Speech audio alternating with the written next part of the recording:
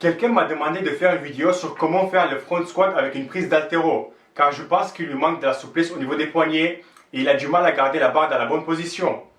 Donc je me suis dit, au lieu de faire une vidéo super courte pour te dire rapidement comment faire, je vais aussi parler du squat avant, l'intérêt et quelle est la différence avec le back squat. Donc d'abord, c'est quoi le squat avant avec prise haltéro et prise, on va dire, classique où la plupart des gens utilisent. Le squat avant avec prise haltéro, c'est ça.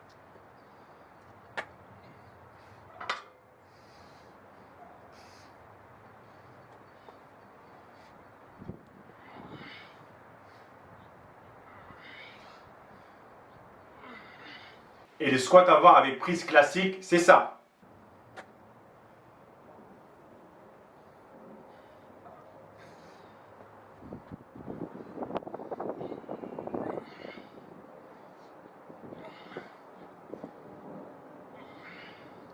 Est-ce qu'il y a une différence de recrutement musculaire entre les deux?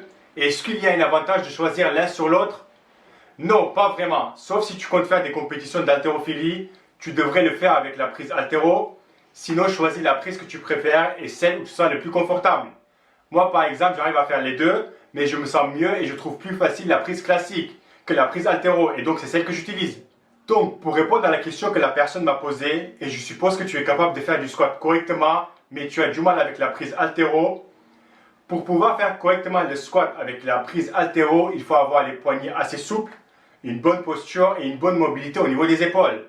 Mais surtout, et c'est le problème avec la plupart des gens, c'est les poignets. Pour ça, le seul truc que tu peux faire, c'est ces deux étirements. Avant, pendant et même après chaque séance ou série de squats. Juste quelques secondes suffit. Tu trouves un mur ou un endroit pour poser tes mains. Tu restes en centre quelques secondes, puis la gauche, et tu fais dans l'autre sens. Avant tes séries de squats et après tes séries de squats, le plus souvent et le plus régulièrement possible. Et puis n'oublie pas que tu n'attrapes pas vraiment la barre. La barre est posée sur les doigts, sur le haut des pecs, au niveau des clavicules. Tu ne pourras jamais avoir la barre dans les mains, c'est trop difficile pour les poignets. Une technique que tu peux utiliser en attendant d'avoir la souplesse et tu pourras doucement progresser et arriver à faire les mouvements correctement, c'est d'utiliser des straps. Et voici comment faire. Tu prends un strap, on imagine que ça c'est la barre. Tu vas mettre le strap autour de la barre. C'est super simple.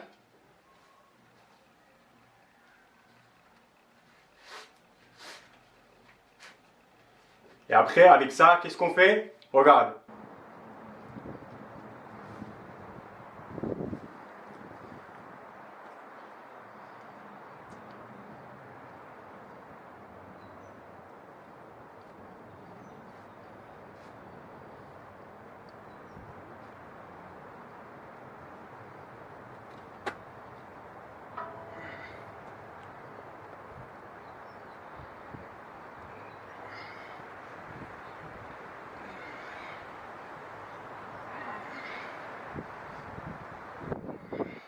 Si tu n'as pas de strap, ça coûte pas cher, je te conseille d'avoir une paire. Et si tu veux, tu peux utiliser mes liens dans la description pour en acheter. Maintenant, on va parler rapidement de l'intérêt de faire du squat avant et quelle est la différence avec le squat arrière. Pour la plupart des gens qui me regardent, la seule vraie intérêt du squat avant par rapport au squat arrière, c'est le fait que le squat avant stimule un peu plus les quadriceps et un peu moins les ischios et les fesses par rapport au squat arrière. Car oui, le squat arrière stimule un peu plus les fesses et ischios par rapport au quadriceps. Sinon, le squat avant sollicite beaucoup plus les abdos et un peu moins les lombaires. Et l'inverse avec le squat arrière. Une autre différence, c'est la posture. Pour le squat avant, tu es obligé de rester le plus droit possible. Donc tous les petits muscles responsables de ta posture sont sollicités. Tandis que pour le squat arrière, c'est surtout tes lombaires qui t'empêchent de tomber en avant. Quand choisir le squat avant sur le squat arrière? Si c'est une question de bodybuilding, ça sera quand tu as envie de solliciter un peu plus tes quadriceps et moins les fesses. Ou si je prends mon exemple, si dans la semaine je fais 2 séances de soulevé de terre et je n'ai pas vraiment envie de fatiguer un peu plus mes lombaires, je fais du squat avant à la place du squat arrière. Ou sinon, le squat avant sera meilleur pour ceux qui font de l'haltérophilie. Quand tu vas faire l'épaule jetée ou l'arraché, tu devrais pouvoir faire le squat avant. Pour tout le reste, pour travailler l'explosivité, le saut, le sprint, il n'y a pas une réelle différence entre les deux.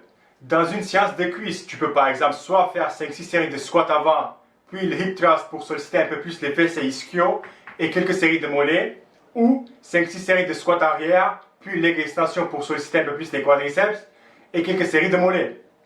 Donc, pour conclure, si tu es capable de faire un squat correctement, je ne parle pas de demi-squat ou quart de squat ou squat guidé, non. Le vrai squat, alors je te conseille de temps en temps de faire du squat avant.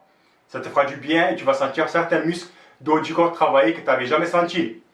Pour la prise, choisis celle que tu te sens le plus confortable. Par contre, si tu n'es pas capable de faire un vrai squat, apprends d'abord le squat arrière. Améliore ta souplesse et ta technique. Je te conseille de regarder ma vidéo sur le squat et puis la vidéo étirement que j'ai pour améliorer ton squat. Et une fois que tu as maîtrisé le mouvement, tu peux incorporer le squat avant dans ton programme. Voilà, merci et à la prochaine vidéo. Donc l'histoire de cette femme, elle a 35 ans et elle prend pas, elle a 90 kg pour 1m60. C'est pas vraiment honnête, elle a 30 kg à faire.